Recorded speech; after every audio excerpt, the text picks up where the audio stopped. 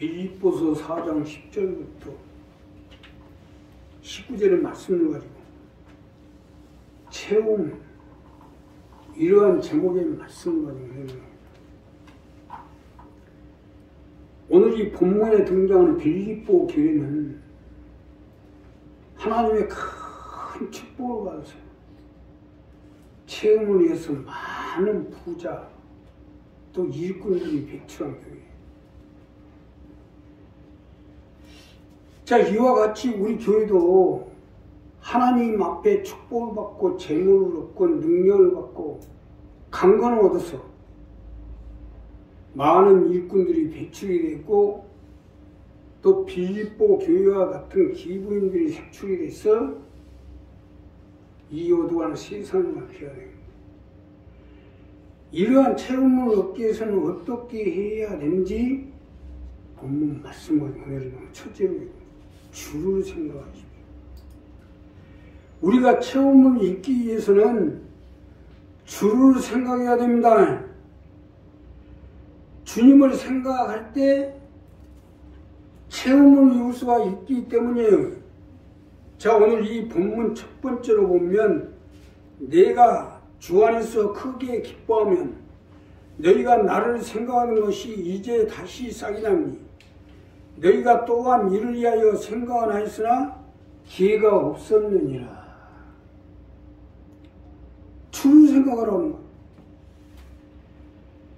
자, 주를 생각하라는 것이 오늘 본문에서 첫 번째로 주시는 말씀이요.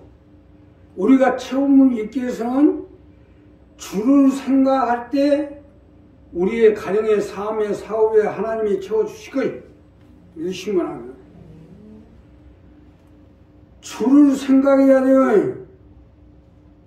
나의 영혼의 주인이 되고 생명의 주인이 되고 삶의 주가 되시는 주를 생각해야 된다는 것입니다.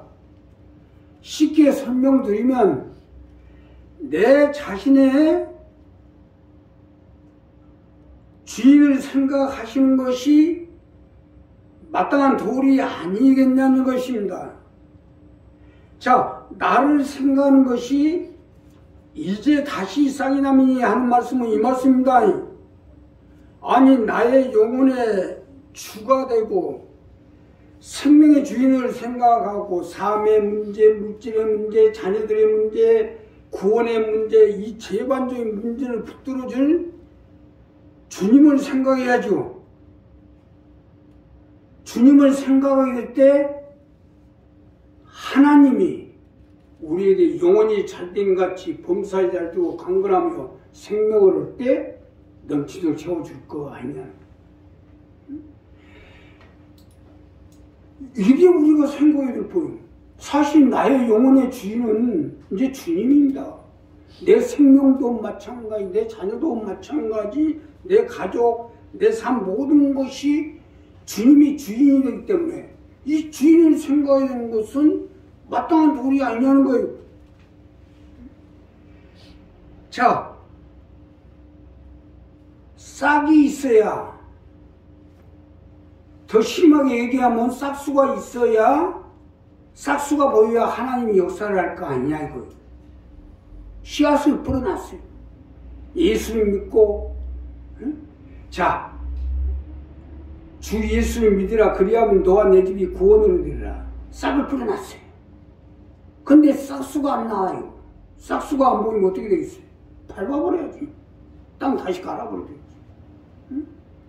싹수가 보여야 거기에 하나님 물을 주고 자라도 하나님 도와주시고 보호하시고 함께해 주시고 많은 과실을 맺을 수 있도록 역사해 줄 거 아니야 이거. 그 체험을 입으려면 이 부분부터 하라는 겁니다. 이 부분부터. 응? 내가 누구를 생각하냐에 따라서 생각한 대로 그대로 받게 되어 있어요. 그러기 때문에 주를 생각하라는 것입니다. 오늘 우리 이 점을 확실히 하셔야 돼요. 말로만 예수 믿는다 하면서도 생각은 딴 데다 그러고 무슨 예수를 믿는다 할 수 있겠어요. 진짜 믿는 것은 생각 속에서 믿는 것이 믿음 아니겠어요? 부모도 마찬가지 아니에요. 우리 생각 속에 우리 엄마 아버지는 이 겨울에 추운데 춥지는 않은지 항상 생각 속에서 먹는 건 잘 먹고 건강히 잘 계시는지 생각 속에서 이와 같이 우리가 예수를 믿어 하나님의 백성이 됐으면 늘 우리 생각 속에서 주를 생각해야죠. 무엇을 먹든지 마시든지 무엇을 하든지 주를 생각합니다. 입술로만 믿는 것은 말로만 믿는 거죠. 생각 속에서 믿는 것이 진짜 믿는 거겠죠. 이왕 믿는 거 확실히 믿으세요. 주님이야말로 나의 주인이라는 것을 분명하게 정하고 주를 생각하셔야죠. 언제 어디서 무엇을 하든지 주를 생각할 수 있는 사람이 참다운 믿음의 사람입니다. 우리 한번 이 부분을 깊이 생각해 보세요. 언제 어디서 무엇을 하든지 무엇을 먹든지 내 생각 속에서 주님을 생각하는지 한번 검토해 보시오. 내가 맛있는 거 먹더라도 주님을 생각하고 내 부모를 생각할 수 있는 사람이 진짜 자식 아니에요? 내가 무엇을 먹든지 좋은 일이 있든지 무엇을 먹든지 마시든지 주님을 생각할 수 있는 사람, 이게 없으면 하나만한 신앙생활 아니겠어요? 우리 권용숙 조장님 어머니 김곤사님, 하여튼 내가 옆에서 보면 그냥 뭐 조금만 좋은 거 있으면 그냥 교회 목사님 그 생각밖에 없어요. 그러니까 하나밖에 없는 아들이 큰 종이 돼서 광주에서 지금 목회 잘하고 있어요. 그만큼 김권사님이 기도하고 생각 속에서 늘 주를 생각하고 또 주님을 위해서 살아나가고 그렇게 하니까 하나님이 역사를 베풀어줍니다. 우리도 마찬가지 아니요? 우리가 자녀를 살리려면 내 생각 속에 항상 주님을 생각해야 돼. 그럴 때 이 사람은 싹수가 있구나. 이 사람은 싹이 나니. 그래서 이제 다시 싹이 나미니 너희가 또한 이르리라 생각나. 내가 주 안에서 크게 기뻐하면 너희가 나를 생각하는 것이 이제 다시 싹이 나니 복받을 일을 해야죠. 복받을 일. 자, 그러니 우리 이 부분을 잘 하세요.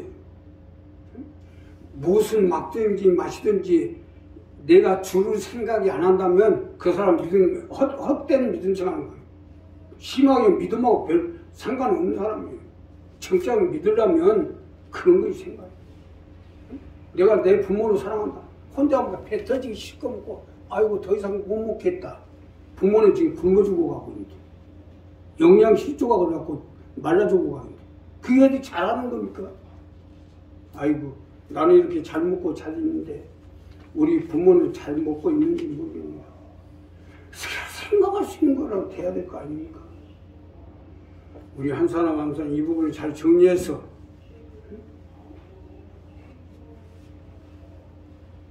빌립보 교회와 같이 하나님 앞에 체험을 입는 여러분이 되시는 예수님을 축복합니다. 두 번째는 주의 일에 참여하십시오. 우리가 체험을 입기 위해서는 주의 일에 참여가 되셔야 됩니다. 주의 일에 참여가 되어질 때 체험을 입을 수가 있기 때문에 자, 내가 궁핍함으로 말하는 것이나 어떠한 형편에 내가 자족하게 배웠느니 내가 비천에 처할 줄도 알고 풍부에 처할 줄도 알아. 모든 일에 배부르며 배고픔과 풍부와 궁핍을 이체에 비교를 넣으며 내게 능력 주신 자는 내가 모든 걸 할 수 있느니라. 그러나 너희가 내 괴로움에 함께 참여했으니 잘하였도다. 주의 일에 참여하라는 거예요. 주의 일에 참여자가 되라는 것입니다. 이것이 두 번째 말씀으로 우리가 체험을 읽기 위해서는 참여자가 될 때 하나님이 우리 삶, 사업을 붙들어 주실 것입니다. 믿으시면 합니다. 주의 일에 참여자가 되어야 돼요. 참여할 때 체험이 있어요. 사도 바울은 체험을 얻기 위해 주의 일에 참여자가 되라는 것입니다. 고난의 참여자가 되고 어려움의 참여자가 되고 핍박의 참여자가 되고 굶주림과 배고픔과 시달림과 참여자가 되어져야 체험을 이루어요. 세상에 공짜가 없다고 참여할 때 체험력이 당연한 이치 아니겠어요?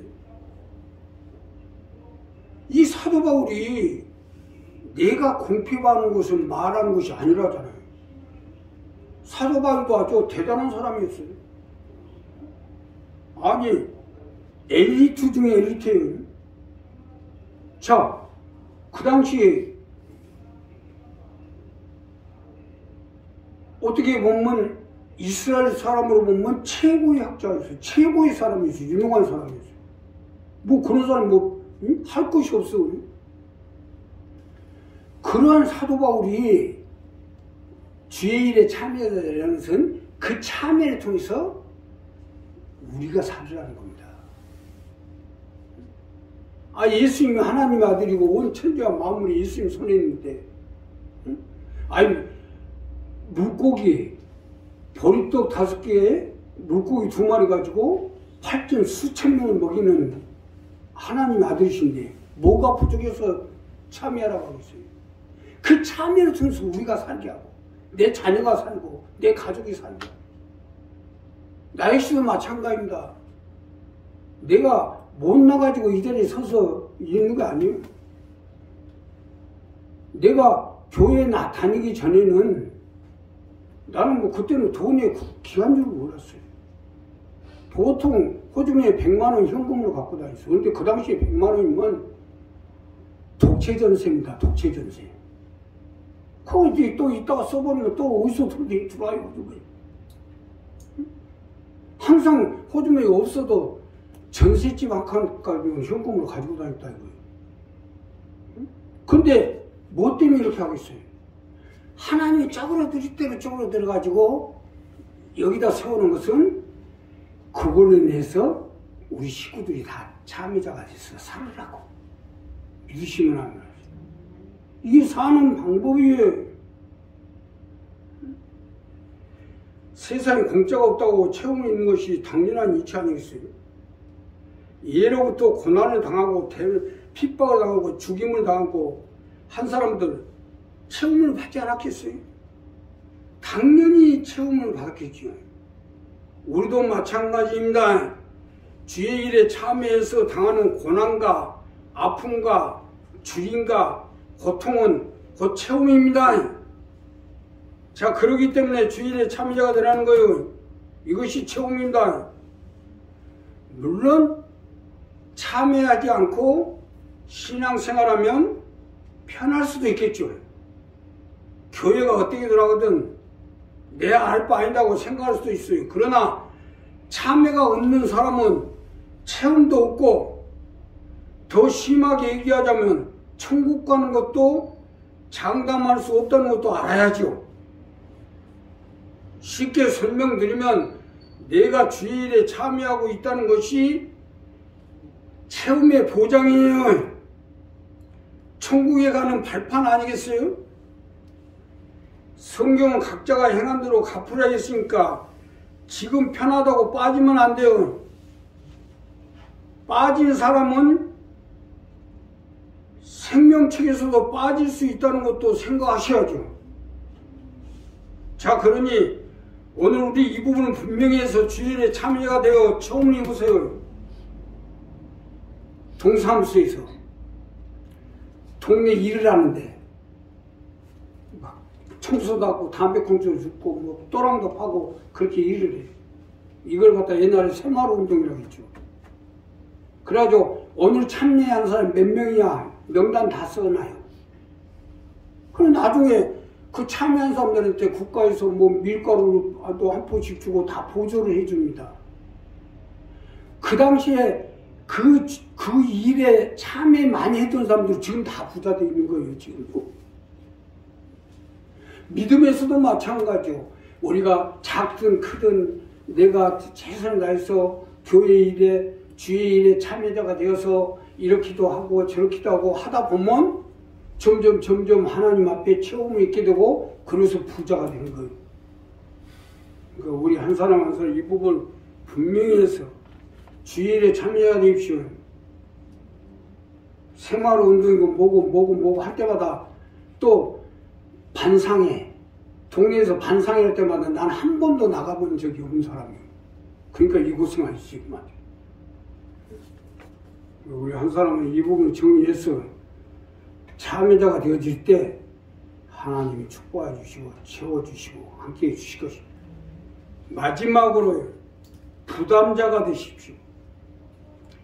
내가 주님의 사람이면 주님의 뜻을 받음에서 부담자가 되셔야 돼요. 이것이 체험을 받는 방법이에요. 자, 반문 마지막 절에서 사도 바울이 세계 선교의 발판을 만들어가는데 빌립보 교회와 데살로니가 교회들 부담자가 될 것을 강요한 것입니다. 빌립보 사람들아, 너희도 알거니와 복음의 시초인 내가 마케도냐를 떠날 때 주고받는 내 일에 참여한 교회가 너희에 아무도 없으리라. 데살로니가 있을 때에도 너희가 한 번, 두 번 나의 쓸 걸 보내었도다. 내가 선물을 구함이 아니로 오직 너에게 유익하도록 가시리 번성하기를 구함이라. 내게는 모든 것이 있고 또 풍부한지라. 에바브로디도 편에 너희의 준 것을 받음으로 내가 풍족하니 이는 받으실 만한 향기로운 제물이요 하나님을 기쁘시게 한 것이라. 사도 바울이 마케도니아 비전, 즉 세계 선교, 그래서 어떻게든 세계 5대학 6대의 복음이 증거되는 그 기초를 만들고자 할 때 참여한 교회들, 이 참여한 교회들이 복을 받는 거예요. 여기에 부담자가 되라는 거예요. 자, 체험을 입으려면 부담부터 해보라는 것입니다. 이것은 하나님의 백성들의 의무예요. 빌립보 교회가 7교회 중에서 가장 축복을 받은 것도 부담자가 됐기 때문이에요.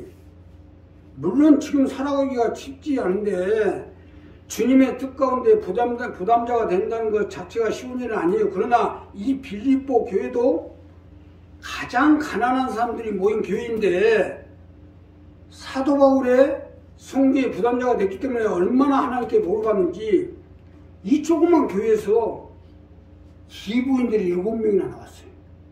그 조그만 교회에서, 가난한 교회에서. 그러기 때문에 부담자가 되도록 해보라는 거예요. 7이라는 숫자가 참 대단한 거예요. 7교회, 7촛대, 7난쟁이. 그 7난쟁이도 얼마나 가지고, 난쟁이 몸을 가지고 얼마나 한다고 했어요. 금을 캐가지고. 그래서 금을 캐가지고, 그 공주로 도와가지고 나라를 되찾는데 이직을 감당했잖아요. 비록 난쟁이만. 자, 여기서 중요한 것은 우리가 하나님 뜻 가운데 부담자가 돼야지 세상 가운데 부담자가 되면 어떻게 되냐? 7 귀신이 들어옵니다. 자꾸 세상에 부담자가 돼서 세상 일에 하다 보면 결국 7 귀신이 잡히게 돼 있고 그러다 보면 죽게 돼 있어요. 여기도 7이에요. 하나님 나라도 7이고 교회도 7이고 촛대도 7이고 또 7 기부인. 자, 그러니 하나님이 채우시도록 다른 것은 몰라도 이 부분 하나님 반드시 표정으로 나타납니다. 부담한 자에게 철권 당연하니라니. 아, 하천 얘기를 봅시다. 거기서도 부담자들은 전부 1000%씩 받았잖아요. 받아 처먹었지. 믿음 안에서 마찬가지예요. 우리가 반드시 부담자가 되면 하나님 채우게 돼 있어요. 그래야 살아계신 하나님을 아시겠죠. 여기서 중요한 하나님께 채움을 받아야 됩니다. 세상 가운데 채움을 받으면 사는 게 아니고 채움을 받은 만큼 죽게 돼 있어요. 하천대기 하지 맙시다. 인사합시다. 세상 가운데 채움을 입다 보면 일곱 귀신 달로부터 죽게 돼 있어요. 자, 그러니 우리 하나님의 뜻 가운데 동참해서 부담자가 되십시오. 체험을 받도록. 이것은 이 세상만이 아니라 어느 세상에서도 체험을 받는 방법이에요. 하나님의 뜻을 받고자 부족하고 나아가지만 여기에 최선을 다해 나가면 하나님 여기에 우리 영혼을 채우시고 또 우리의 생명을 채우시고 우리의 삶의 생활을 채우시고 자녀들에게 채우시고 또 복을 주셔서 하나님 나라의 밑거름에서 함께 계신 거예요. 이 방법을 하시오.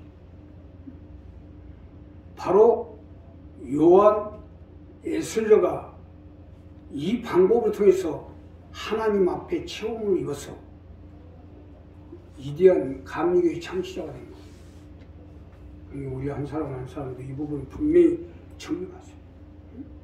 가옥 밑에서 남들은 학교 다니는데 저녁에 고학에 가면서 알바에 가면서 그렇게 해가지고 학교 다니지만 그 속에서도 하나님의 뜻을 받드는데 부담자가 돼서 하다 보니까 하나님이 에스더를 키우고 채워서 결국은 세계 감리교 창시자가 된 거 아니야.